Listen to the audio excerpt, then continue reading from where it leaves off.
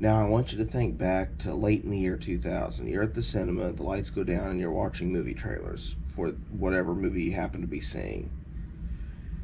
Then this one trailer comes up. It's a teaser trailer. It isn't the regular trailer for a movie yet, but you don't know that yet.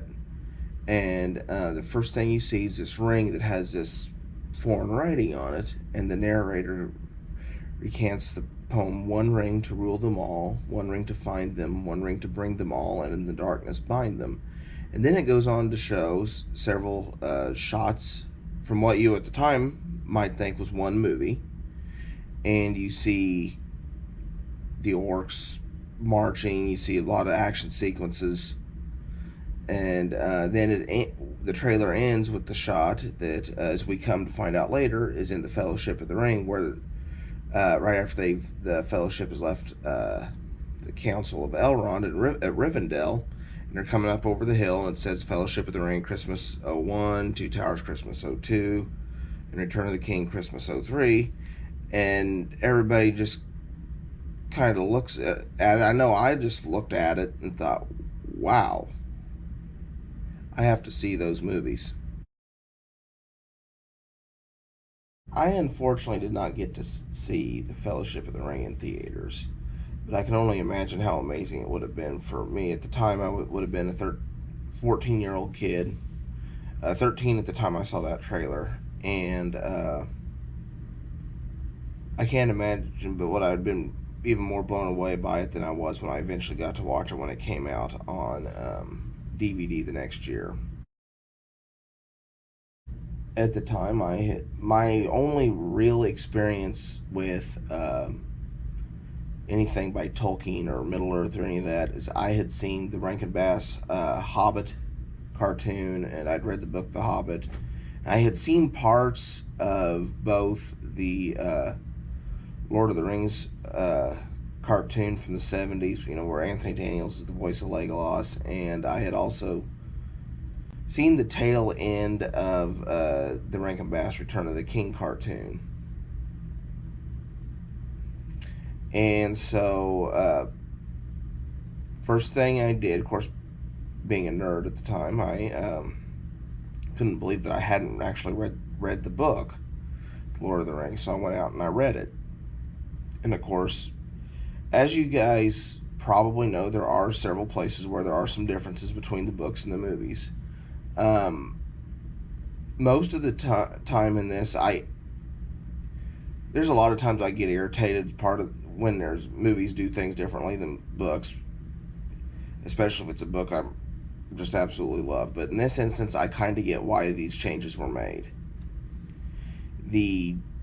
Let's face it, it kind of diminishes the importance if they wait more than 10 years to set out to destroy the ring. And pacing issues, I get why the Tom Bombadil stuff was all cut out and everything. I mean, I get why most of the stuff that was changed was done, and quite frankly, it never did bother me as much as it did a lot of people. For those of you that don't know, the plot of the Fellowship of the Ring, it starts out back a long time ago, and the Dark Lord Sauron forges all these rings. It gives 3 to the elves, 7 to the dwarf lords, and 9 to the race of men. And but he forges another one completely unbeknownst to these others. It's the Master Ring that controls all others, and it's the Ring of Power. It controls everything. And that's where you get the one ring to rule them all thing. But then there's this big battle, and the ring is cut from Sauron, and Sauron's defeated, and then it follows, briefly touches on the ring through the years, and touches on the events of the Hobbit, where Gollum gets the ring, and it eventually passes to Bilbo Baggins. Bilbo has had the ring for many years, and he is getting ready to celebrate his 111th birthday, and it's a party of special magnificence. I don't think I ever said that right, but anyway, all of Hobbiton's invited, and so is Gandalf the Grey, and his Bilbo's friend. He went on the quest in which Bilbo got the ring. Bilbo uses the ring to disappear, and he plans on going on a trek to see the Lonely Mountain and go see the elves in Rivendell and all that he did in The Hobbit. We'll get to those events later. Not in this video, but that's the events of the Hobbit trilogy, in case you don't know. But he leaves the ring to his nephew, whom he'd taken in, Frodo.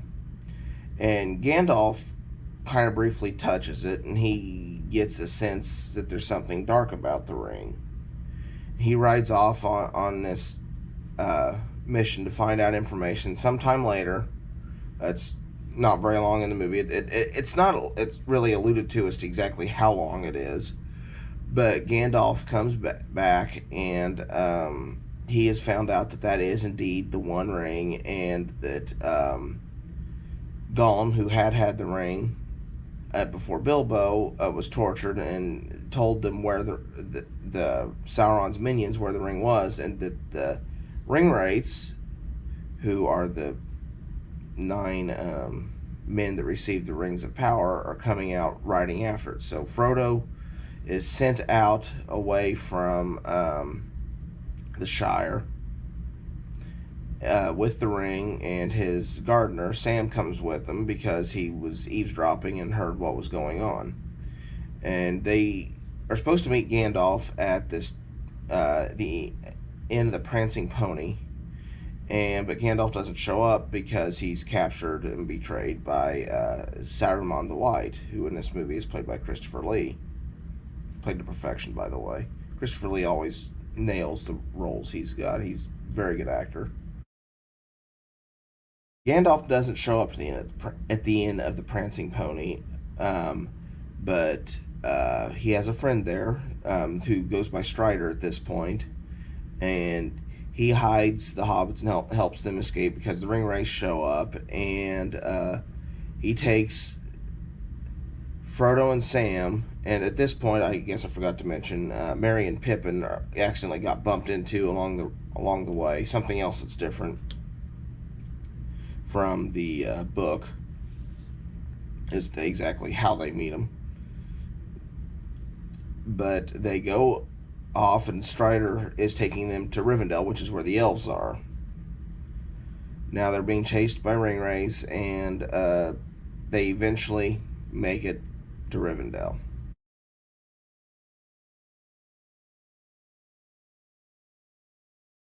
At Rivendell, they have this they call it the Council of Elrond, where all these races come together. You have men, you have dwarves, and you have elves. Of course, the hobbits are represented by Frodo, and Gandalf's there too, and they're trying to decide what to do with the ring. And they come to the conclusion that the only way it needs to be destroyed, and the only way to destroy it is to take it back into Mordor, which is Sauron's homeland, and throw it back into the fiery chasm of Mount Doom where it came from. Because Gimli, which is a dwarf, tries to crush it with an axe, and it just doesn't work. So they decided to have 9 people in total will make up the Fellowship of the Ring, who are the ones that go to take the ring back to Mordor. You have, of course, Frodo. Gandalf says he'll go. Sam. Strider, who we find out now his real name is Aragorn, and he is actually heir to the throne of Gondor. You have Boromir, who is a representative of Gondor. Then you have Gimli, who is the son of Gloin, who is a character in The Hobbit, but we'll get to that one at another time. Legolas of the Elves. Then Merry and Pippin, who are 2 hobbits. They are cousins of Frodo, show up and want to go as well. So those 9 make up, I think I got them all, 9 make up the Fellowship of the Ring. So the Fellowship sets off from Rivendell. We have this cool shot of them coming over the mountain, which is the one I talked about earlier when I was describing the trailer. They're trying to take the ring. They're going to go south, but it's being watched by Saruman's men. They try to go over the mountain, but the blizzard is too much for them. They go through the mines of Moria, which is some of Gimli's kin, only to find out that there's been a massacre there, and they run into one problem after another. There is an ancient, best simple way to put it's like a demon of Middle Earth called a Balrog, and he fights Gandalf, and he pulls Gandalf down. At the time, if you're unfamiliar with the story, you probably think he's Gandalf's dead, but we don't see Gandalf anymore for the rest of the film. Aragorn leads them to out into the forest, and some of the elves from Lothlorien show up, and they provide them aid, and they ship them on down the river.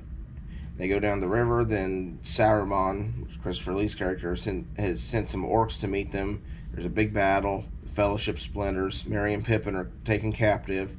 Frodo and Sam set off on their own to go to Mount Doom.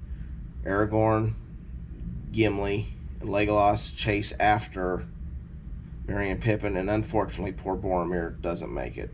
Boromir is played by Sean Bean, so this shouldn't come as too much of a surprise to anyone. And that, my friends, is how the Fellowship of the Ring ends. That's perfect cliffhanger, trying to draw you back into the second film of the trilogy. I think a lot of people, when they went to the cinema, didn't realize it was going to do that, but it was in many ways it was the perfect cliffhanger. And that, my friends, in a nutshell, is the Fellowship of the Ring. I apologize for the abbreviated, very simplified Reader's Digest version, but I wanted to keep... I could sit here for hours and talk about the plot of that, and I imagine most of the people watching this video have already seen it or are halfway familiar with it. So I just wanted to get that out of the way for people that were completely unfamiliar with it, because I guarantee you there's a few people. In my family, Mom, Dad, and my brother never really liked the movies. The fantasy just isn't their thing. My wife had never seen them until she married me, and I had the opportunity to show them to her for the first time, and she really liked them. So I do know there's people out there that aren't necessarily familiar with them, or watching this video maybe on the fence about whether to give the films a chance. And for those people, I have but one recommendation. Do it. Give it a shot, because I guarantee you, if you like movies, action movies, there's something there for everyone. So there's lots of great battle scenes, there's lots of action, they have lots of drama, and there's, for the people that like the love stories, there's even not really in there a lot, but there is one in there between Liv Tyler's character Arwen and Aragorn's. Now, there are two versions of this film to watch. You have the standard theatrical cut, which if you're looking at many of the DVDs or VHS or Blu-ray, probably this is what the case looks like for the theatrical release of the Fellowship of the Ring. There is an extended edition as well. Now, the extended edition is roughly a half hour longer. If you are not familiar with Lord of the Rings or have had no exposure and you just want to see if you're interested, go for the theatrical cut. I love the extended edition of this film. It adds so many other subtle details, some things from the book, some just things just to enhance the plot and character development. But I love the extended edition of this film. It is my preferred version, actually, which is weird because most of the time I do side with the director because technically I've always believed that the director's cut should be the final version that is released to theaters, because it should be the quote-unquote best version if there's no studio interference or any of that nonsense that I know happens. But being as big of a fan of these movies as I am, I love the extended cut of this. Now, I get why these scenes were cut out for the original theatrical release. We have, in addition to the prologue where they follow trace the history of the ring, they have a prologue that kind of introduces what a hobbit is. And I get why that was cut, because it's probably deemed it's not probably good to have two prologues. You're probably worried about losing your audience's retention. The theatrical cut of this is 178 minutes, so you're right at 3 hours. It's long enough anyway. And I get why they're trimming. A lot of the stuff came out for pacing reasons, and I completely get that.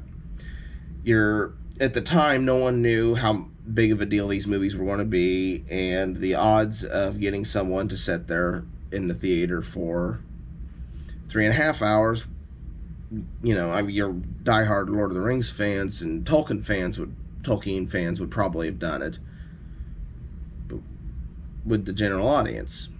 Well, as it would turn out, eventually the answer to that would have been yes, as we saw at the Return of the King it was 200 minutes for its theatrical release. But guys, the extended edition to this, if you've seen the theatrical cut 100 times but never seen the extended edition, give it a chance. On most releases, it is split over 2 discs, so if you want to break it up over 2 nights, it works great. Like if you only got about an hour and a half, hour and 45 minutes a night to watch a movie, it works great to split it up into those 2 parts. The cutoff is right after the Council of Elrond, right before the Fellowship leaves with the ring. It's actually fairly close. If you've ever read the book, The Fellowship of the Ring, it's fairly close to where the book 1 and book 2 is, if you're familiar with that at all. Perhaps one of the most impressive things about these movies, and this one is no different, the effects still hold up for the most part today. There are a few things that you look at today that don't look as good, but most of the effects are practical. And if you're familiar at all with Middle Earth, that means the hobbits are shorter, the dwarves are shorter, so you got your actors are all normal size, so they're all different heights. They had to mix that together, so you had all different heights for the characters to look in scale on the screen.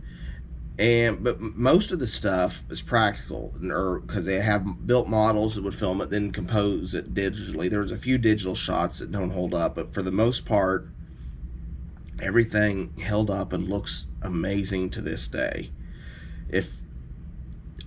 I actually think it looks a lot better than some of the effects that are later on in The Hobbit, but we'll get to that.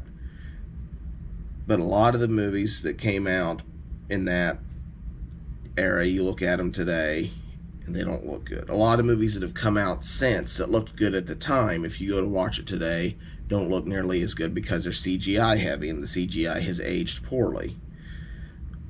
This looks pretty good, and that, to me, is a testament to the work done by Weta Digital. This film has solid performances all the way around, whether you're talking about Sean Astin as Frodo's gardener Sam, or Viggo Mortensen as Aragorn, or Ian McKellen as Gandalf. Elijah Wood plays Frodo. Everybody in this film does a wonderful job with their performances. Hugo Weaving is Lord Elrond. Liv Tyler, who I mentioned earlier, plays Arwen. She isn't in it, probably, but about 4 minutes total if you were to add up all the screen time. But she does a wonderful job with the screen time she has.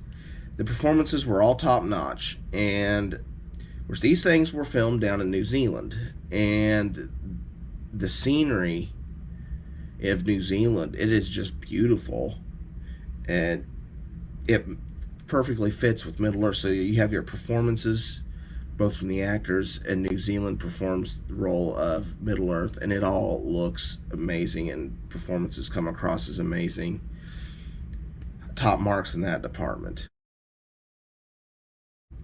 You may remember one of my first Voice of the Movies episodes, I did the complete recordings for the Lord of the Rings trilogy, and I stand by that. The music from these things, every race, every land in Middle Earth has their own theme, and all that blends together beautifully. The music in this thing is amazing. Howard Shore outdid himself big time. As far Howard, I don't think Howard Shore could ever top himself with the music from this film or this Two Towers: Return of the King. But the music is just as strong of a character as any of the actors in it. The music, it gets top notch. To me, it is as the music in this film, in these films, are as important to it as they are as John Williams' score is to Star Wars or Indiana Jones or any of that. The music fits these movies to a T. Well, I'm going to have to get this wrapped up. I know that any of the movies in this trilogy, I could sit and jabber about for hours, just like the movies from the Halloween franchise or the Star Wars franchise. These are among my favorite movies of all time. And I could sit and go on, but I'm going to get it wrapped up. I'm going to give both the theatrical cut and the extended cut, I'm going to give them perfect scores, although I do prefer the extended cut. I thought about knocking the theatrical cut back down to 9.5 out of 10 instead of 10 out of 10, but that really isn't a fair judge of it because when comparing it to other movies, because I would not hesitate if there was no such thing as the extended cut. I would put the theatrical cut as a perfect score, and especially when compared with other movies that I have given a perfect score to, because to me it isn't fair to do that and move that around like that. But I want to give both of them a perfect score. I'm sure you guys have read all the articles about the 4K on these releases and how they're no good, or there's been other YouTube videos talk about it and how it's, guys, the 4K releases, do they have some problems after you watch it? And yes, but in the end, I'm extremely happy with the way these films look in 4K, and for my money, they look better than any of the previous releases of any of the films, whether you're talking about the theatrical or the extended cut. I stand by my recommendation that in my initial reaction of the Lord of the Rings films on 4K that came out when I released it back, whenever it was back in December when the films came out on 4K Blu-ray the first time. I cannot recommend these enough in the format, especially the sound. Oh, that sound! It sounds incredible. And if you have the right home theater setup, if you've got the Atmos, for my money, it is a demo track. You cannot beat the way that sounds. It's amazing. Was there a little bit of detail lost in these films? Yeah, there was in places. But to me, the color corrections and just the way everything wants to pop off the screen, that alone makes these worth owning in 4K. Of course, I want to be honest, being the physical media collector I am, and I love these movies, I'd probably bought them anyway. But believe me when I recommend, if you love these movies and you have the setup, this is by far the best way to watch these films, theatrical or extended. The 4K Blu-ray is the best way to watch these films on a home theater setup that is capable of Dolby Atmos and 4K. If you don't have it, you're going to be wasting your money. But if you have that kind of a setup, it is the way to watch them. And I don't think there's any way I'm going to change my mind on that, because I honestly don't see these ever getting another physical release. And honestly, I've never found digital content to be as good as the physical content. Part of that might be because my bad internet service in the area where I live, it just can't produce the same bit rates and stuff. But guys, I'm telling you, the 4K is the way to go for this film. Well, guys, like I said earlier, I could talk about this film a lot more, but that's all I've got for this video. Thank you so much for watching. If you enjoyed it, please give it a like. that helps with the algorithms so that it's more visible to other people and more people can see my quick reviews and my content. And then also, please subscribe to this channel. Subscribers are the best way for me to know that you're enjoying this enough, to my stuff enough to know that you want more content. Stay safe out there, everyone. Stay warm. No, not everyone is as cold as we are here. We are currently sub-zero, but just stay warm if you're in this cold a temperature or even colder. So thank you guys. This is Bob signing off.